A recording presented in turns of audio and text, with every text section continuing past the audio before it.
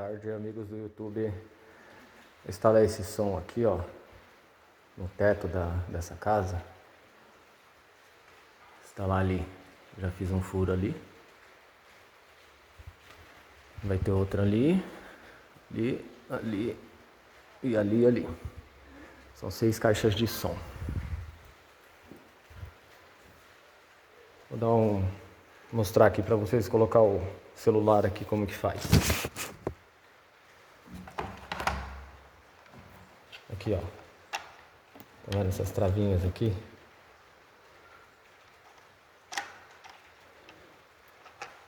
Isso aqui é o seguinte, quando a gente coloca lá em cima, né? Tu coloca todas para o lado assim.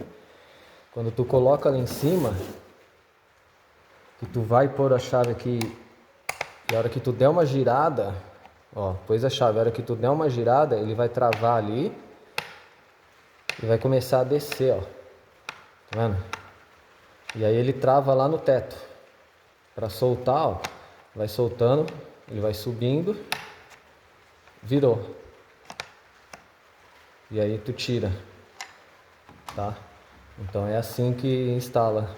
Coloca todas primeiro, tá? Os pecinhos que vem no saquinho.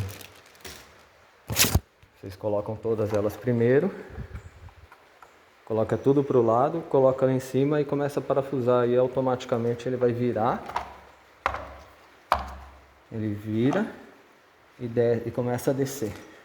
Então não tem segredo, não tem perrengue nenhum. Beleza? Isso aí. Curta e